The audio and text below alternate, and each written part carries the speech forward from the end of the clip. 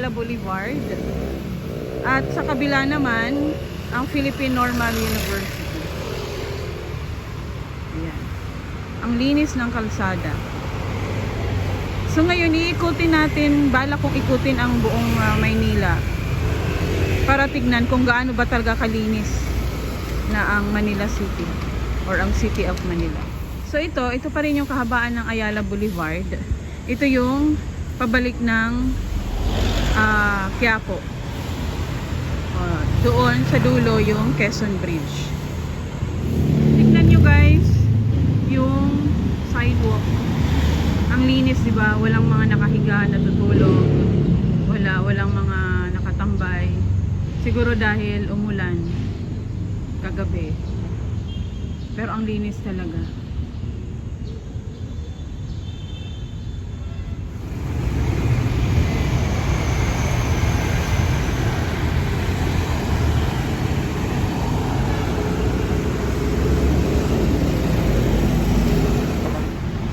Ang linis ng mga sidewalk. Dito na tayo sa kabaan ng Taft Avenue.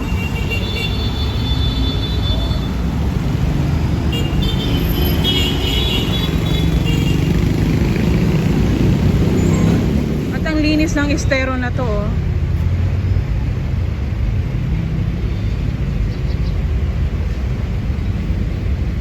Ito yung sa likod ng TUP. Tignan nyo guys yung estero na to. Ang linis. Dati-rati punong-puno ng basura to. Dinadaanan ko to lagi. Ito yung sa likod ng TUP. Ito lang din sa harapan ng Taft Avenue. Ayan. Pero tignan nyo naman guys. So, walang basura. Malinis. So dito pa rin tayo sa kaba ng Taft Avenue. Kung titignan nyo yung kalsada, ang linis. So ito yung sa harapan ng Santa Isabel College. Ayan.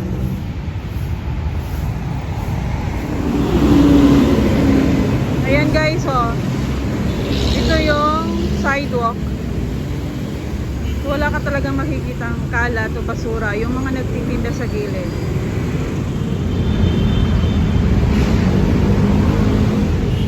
Dito na tayo guys sa United Nation Avenue. Ayan. Yung sidewalk malinis.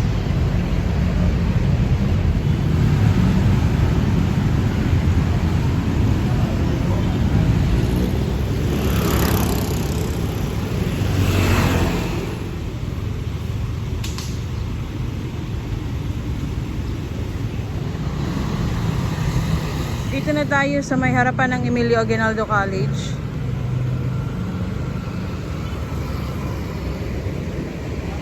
Nandun pa, mayroon pa silang building sa kabila. Tignan natin guys, oh, ang linis. Dito to sa may Palangka.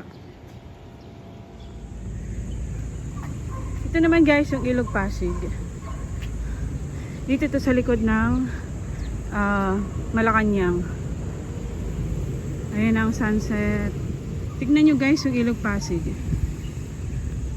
Oh, ang linis.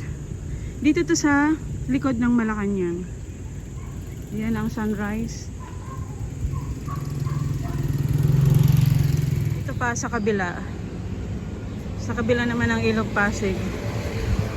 Ang linis.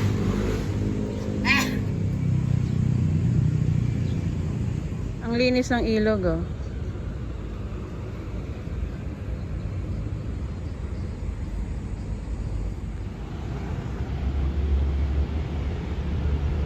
Nung mga nakaraang araw na pumupunta ko dito, medyo may mga basura. Pero tignan nyo ngayon, ang linis. Tignan natin dun sa dulo. Ang linis din. Kasi dati, yung ilalim ng tulay na yan, diyan nakatambak yung mga basura. Pero in fairness ngayon wala, oh. Ang linis.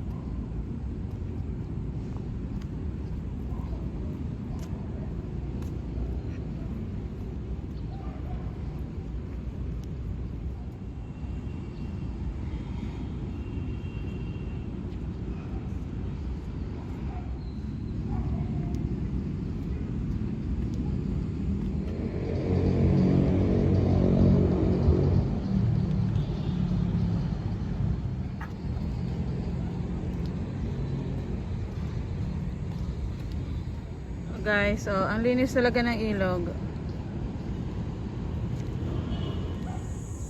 Tignan nyo yung estero na to, ang linis.